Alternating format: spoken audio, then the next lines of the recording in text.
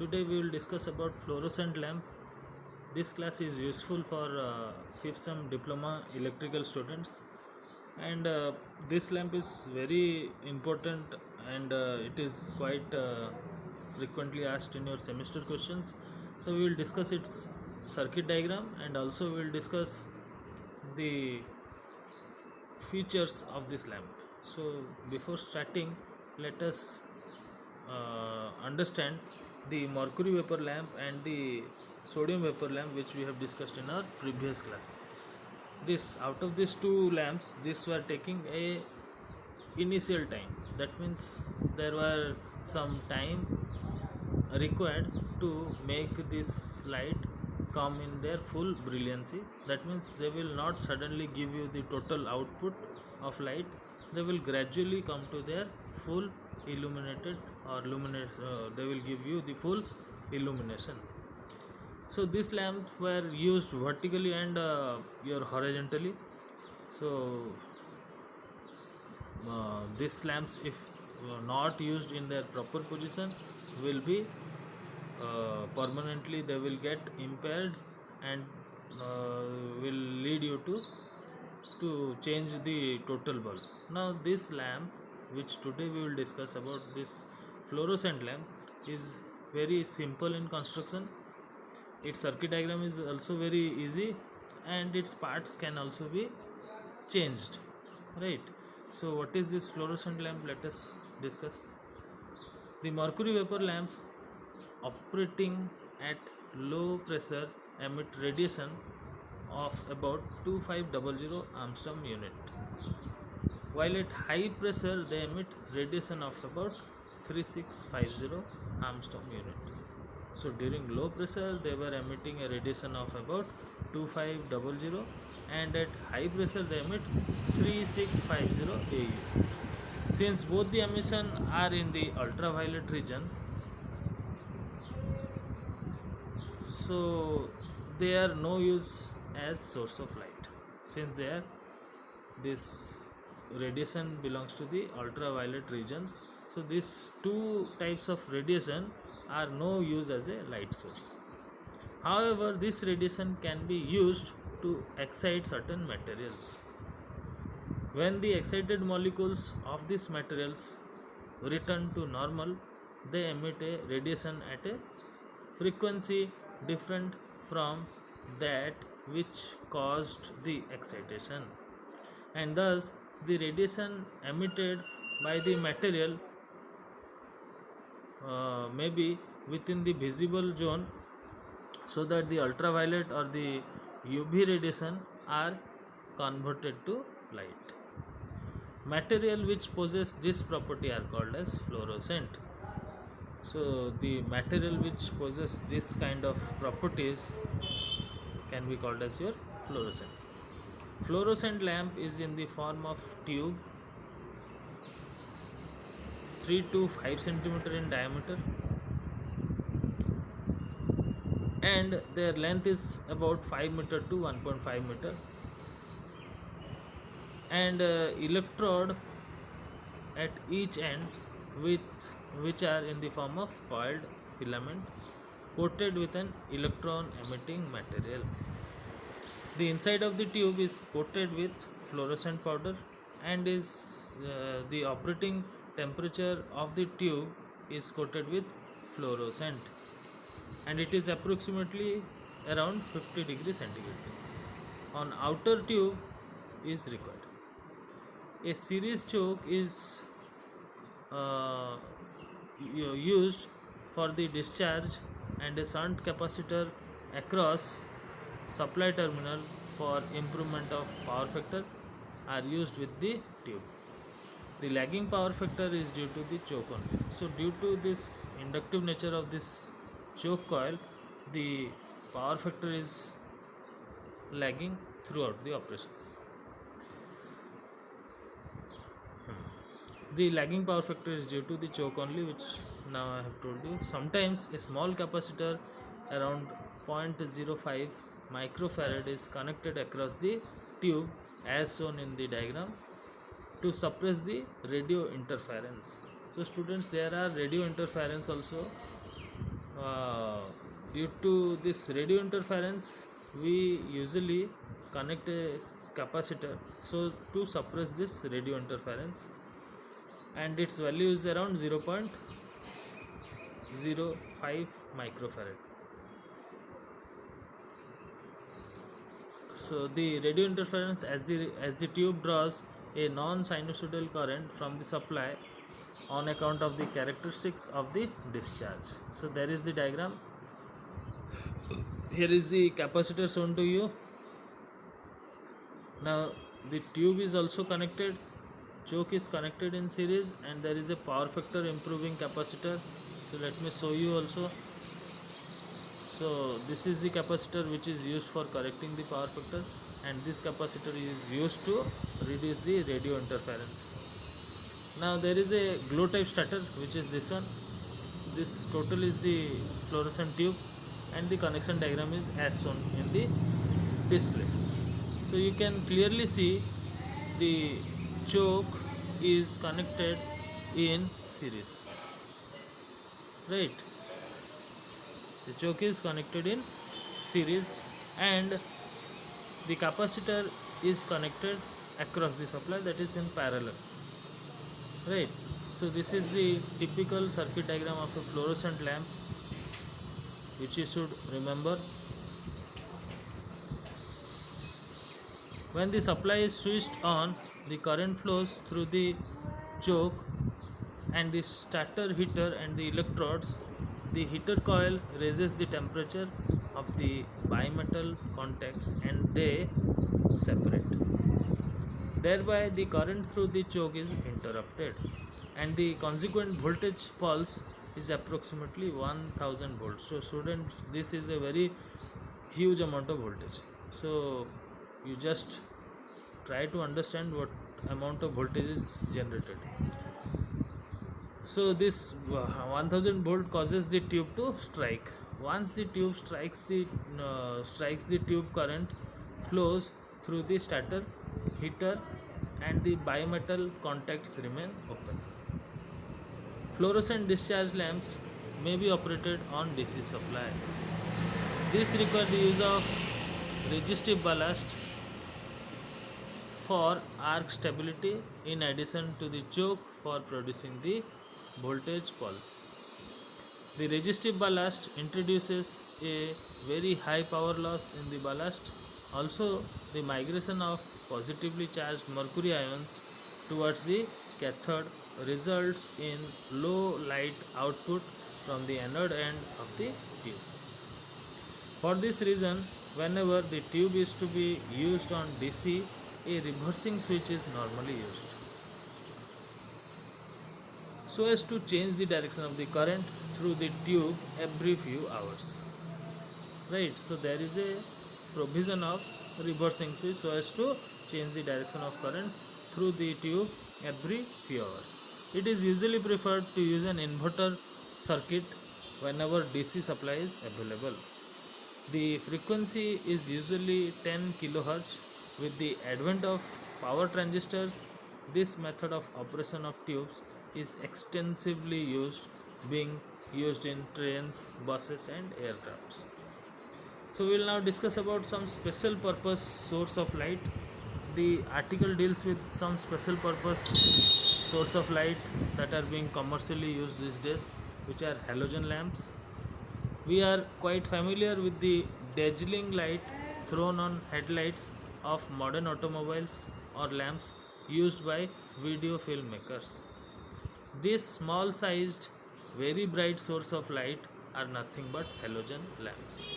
So students, you might have seen these halogen lamps. They have very bright lights, and they are this light produce dazzling lights. That means very huge amount of light has been thrown by this light source. So those used in headlights or overhead projectors are as in the figure, and those by filmmakers as in figure 6.49b.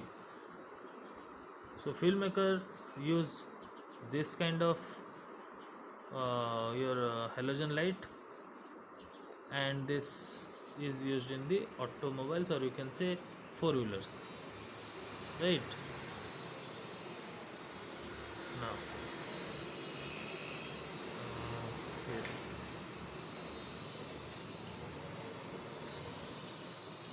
Next.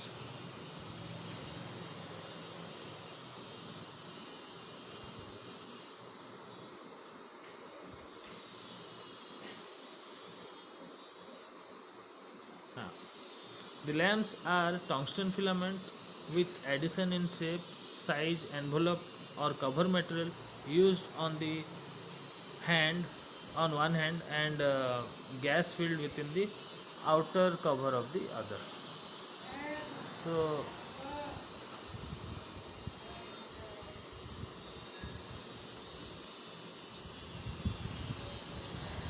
let us see this diagram. You can see a text written here is USA. You can write anything you wish, students. You might have also seen in the you can say in the market complexes that they have written any text which they require for their marketing purpose. So here we have shown you with the text that is USA. Likewise, you can prepare your own letterings or your own letters. Here there is a neon sign and a tube arrangement for HS shown to you. Now, neon indicator lamps. Most of the panel of control equipment, voltage reflectors, etc. make use of indicating miniature bulbs. These are nothing but cold cathode neon discharge lamps. The closeness of the electrodes does not demand a voltage higher than that of supply mains. The ionization of the gas within the cover takes place immediately after switching of the supply. A reddish pink glow appears across the electrode under the influence of excited neon atoms. The retreat of electron pushed to a higher level after collision results in a radiation of nearly 6536 Armstrong unit.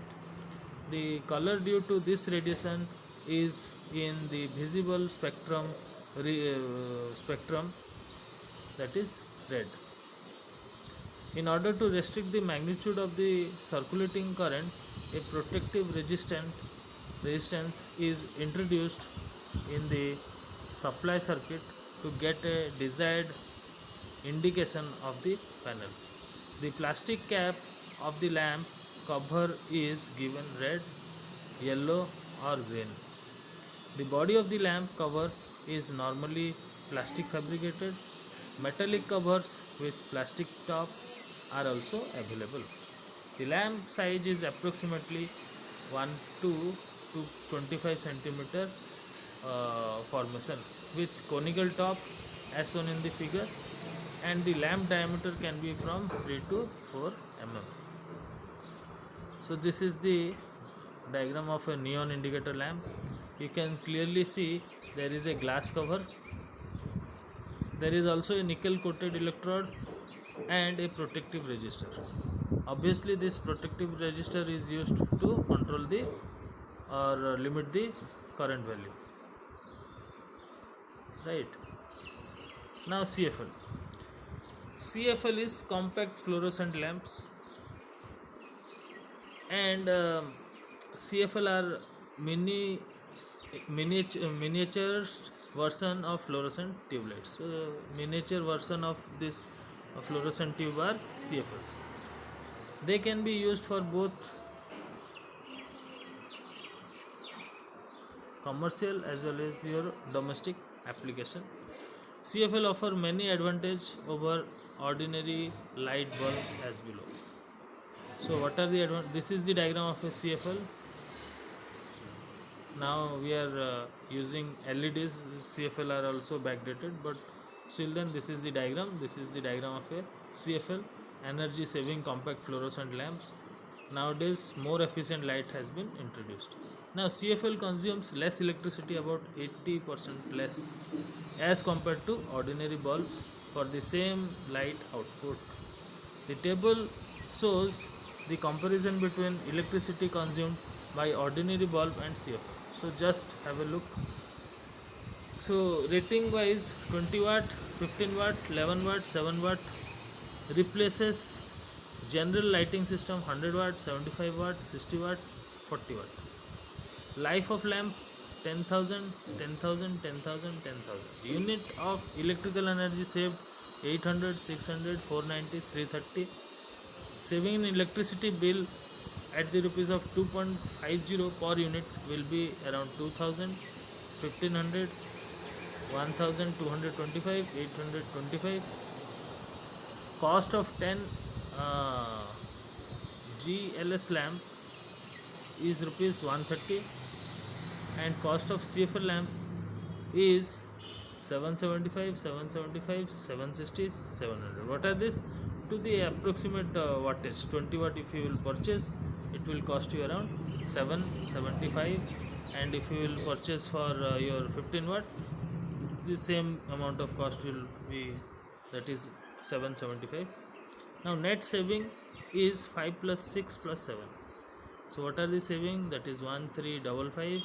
For 15 watt it will be 865. For 11 watt it will be 595. Similarly for 7 watt it will be 195 rupees.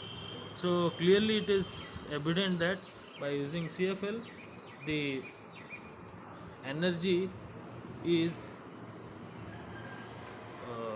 you can say the energy is utilized perfectly, having a minimum loss, and you are also saving huge amount of money. So low heat generation, CFL generates 80% less heat than conventional bulb. This bulb we are talking about the incandescent lamps. So in the in case of an incandescent lamp, if you will go and uh, if a incandescent lamp is in its fully glown state, that means it is giving you light, you cannot open this lamp in its working condition. After 30 minutes, or you can say 15 minutes only, it will be in its cooling state, where you can uh, easily remove that lamp.